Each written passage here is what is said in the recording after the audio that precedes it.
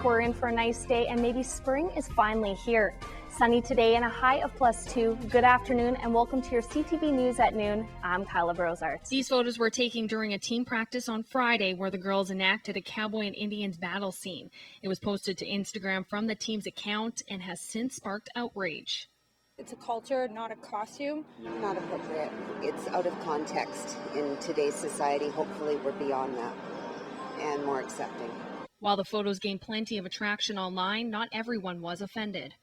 I thought it was just a lot of fun, and I don't think it's had anything to do with racism. Otherwise, they would never did it, especially at the U of R. The photos were eventually removed with an apology posted from the team's account via Twitter. Everything always needs to be taken into account when reviewing situations like this. That said, because I don't intend offense, doesn't mean it doesn't happen. The University of Regina is taking this matter seriously. President Vian Timmons issued this written statement Sunday, saying the team members and coaches will be required to take cultural sensitivity training. And once the training is complete, the university will determine whether there will be any further consequences to follow. Kyla Brosart, Global News. People in southern Alberta have been donating food, litter, and other items, but donations have also been coming in from across North America. The news of the fire has spread quickly through social media. That was good. Do a couple more exactly. You look good. If you ever thought it would be funny to get a personalized license plate with, or SGI has heard these jokes before. People like to get creative. And yeah, sometimes you kind of think to yourself, geez, why would somebody want to be driving around with that on their plate? But I don't know if maybe people think it's funny. Many of the vanity plate rejects can't be said on TV, but use your imagination. People have tried to get naughty body parts, advertisements, and a drug or alcohol references. But no matter how they are spelled, they will be rejected. SGI looks at each application on an individual basis. Let's say somebody applies for the slogan topless. Now that at first glance, maybe you would reject that because it's got that sexual connotation. But let's say the vehicle that the person drives is a convertible. So that then changes the meaning entirely. In the past, SGI has approved some plates only to discover they have a hidden meaning. Let's say somebody has an issue with it down the road. If they send in a written complaint to us, we'll review that case and we could actually ask for that back.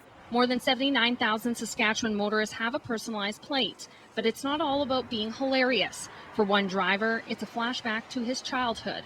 Kind of a little bit reminds me of my dad and everything, and just reminds me of the good old days when we used to have a little red Chevette. Yeah. We called it the Red Baron. But for Kent Peterson, driving around with a vanity plate he picked out at age 16 is a tad embarrassing at age 24. I thought it was cool. That turned out to be not the case at all. In fact, it's the exact opposite. But why doesn't he get rid of it? It is a terrible license plate, but at least it's my terrible license plate. A vanity license plate costs $75, but choose carefully or be prepared to wind up with whatever SGI assigns you at random. Kyla Brosart, Global News. Jessica Bona struggled with anorexia for 2 years. She became obsessed with what and how much she ate and worked out excessively. Like I had to exercise a lot, even if I was sick. And she's not alone. 1 in 5 girls struggle with an eating disorder. Low self-esteem, body image issues. I think many things can come into it. What experiences a young woman has growing up in her family and outside of her family. The idea that people would decide to do this to themselves is part of a stigma around eating disorders. It's definitely not a choice. It's not something someone chooses to do to prove a point. It's a mental illness that is very, very serious and very treatable. This is a disorder that is often requires close collaboration between physical health providers and mental health providers.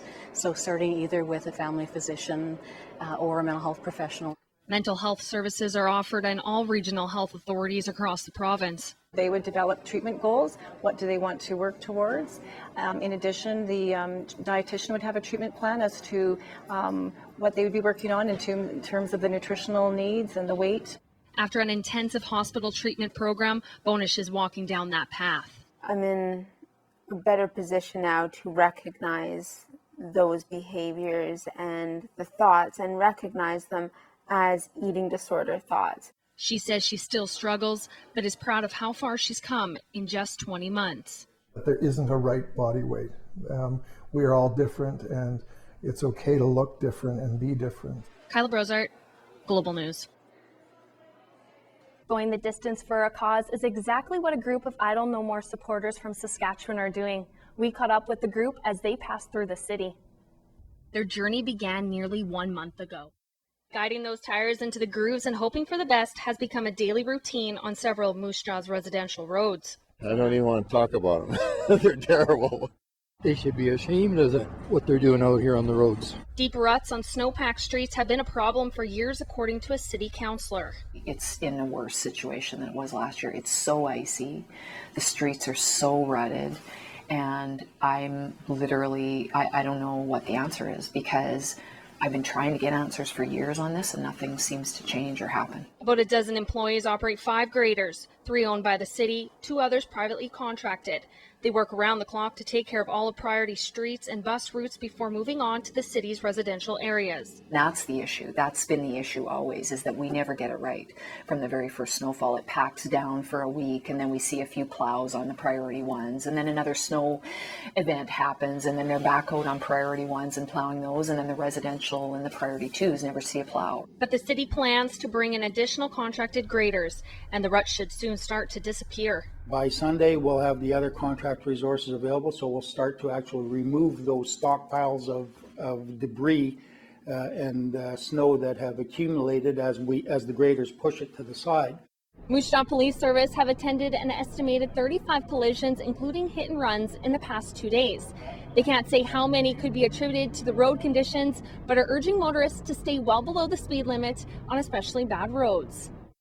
Leave a few minutes early, stay focused on your driving. A lot of times people, they get in a rush, they're in a hurry, they're thinking about something else, they're driving as per those speed limits or those normal driving conditions, and they tend to forget what the road conditions are like. Kyla Brozart, Global News. It's an unusual Sunday morning sight.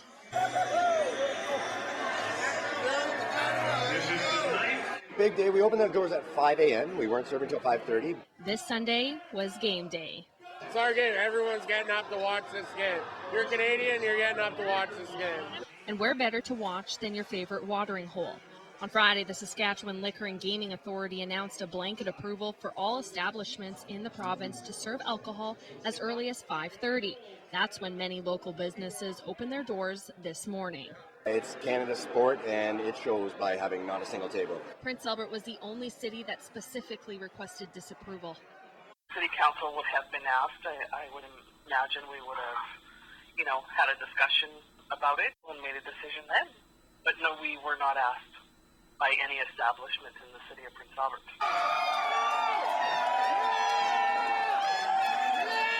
Here in Regina, the party was in full swing, fans packing into bars and restaurants across the city until the very last second of the game.